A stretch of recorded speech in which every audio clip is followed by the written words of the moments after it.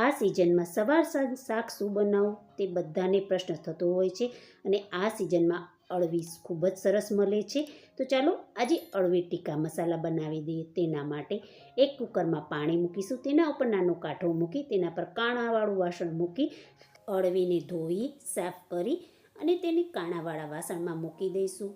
ઢાંકણ બંધ કરી 2 વિસલ વગાડી અળવીને બાફી લઈશું. બાફેલી અળવીને એક પ્લેટમાં કાઢી લઈશું, તેને છોલી લઈશું. મેરિનેશન તૈયાર કરીશું. તેના માટે એક બાઉલમાં 2 થી 3 ચમચી જેટલું દહીં, 2 ચમચી બેસન, આદુ મરચાં લસણની પેસ્ટ, ધાણા જીરું, ગરમ મસાલો, હળદર, મરચું, કાશ્મીરી મરચું, કિચન કિંગ મસાલો, 1 ચમચી કસૂરી મેથી, લીલા દાણા, 2 ચમચી તેલ ઉમેરી દહીંમાં મસાલાને સરખી રીતે મિલાવી લઈશું. તેમાં બાફેલી અળવીના ટુકડા કરી ઉમેરી લઈશું. અડધા નંગ કેપ્સિકમના ટુકડા કરી ઉમેરી લઈ હળવા હાથે બધું મિલાવી ઢાંકણ ઢાંકી 10 થી 15 મિનિટ માટે મેરિનેટ થવા દઈશું.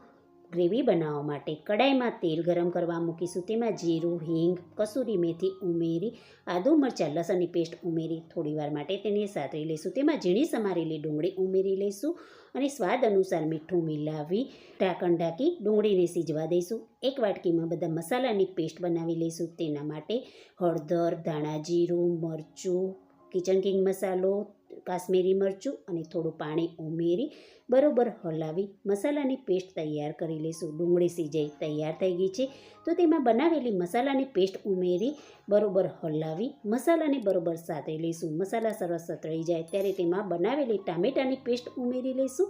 બરોબર હલાવી ઢાંકી ટામેટાની પેસ્ટને બરોબર સિજવા દઈશું. ટામેટાની પેસ્ટ સિજાઈ તૈયાર થઈ જાય ત્યારે તેમાં થોડું પાણી ઉમેરી લઈશું. ઢાંકણ ઢાંકી ગ્રેવીને થોડીવાર માટે સિજવા દઈશું. બીજા પેનમાં થોડું તેલ ગરમ કરવા મૂકી તેમાં મેરિનેટ કરેલું મિશ્રણ ઉમેરી લઈશું. હળવા હાથે તેલમાં મિલાવી બધી સાઈડથી શાકભાજીને બરોબર સિજાવા દઈશું. શાકભાજી સરસ સિજાઈ તૈયાર થઈ ગયા છે. ગ્રેવી પણ સરસ સિજાઈ તૈયાર થઈ ગઈ છે અને તેલ પણ છૂટું પડી ગયું છે. તેમાં વધેલું મેરિનેશન મિલાવી લઈશું અને બરોબર હલાવી તેમાં સાતરેલા શાકભાજી બધા ઉમેરી લઈશું. મારો વિડીયો તમને પસંદ આવતો હોય તો મારી ચેનલને લાઇક, સબસ્ક્રાઈબ, શેર કરશો.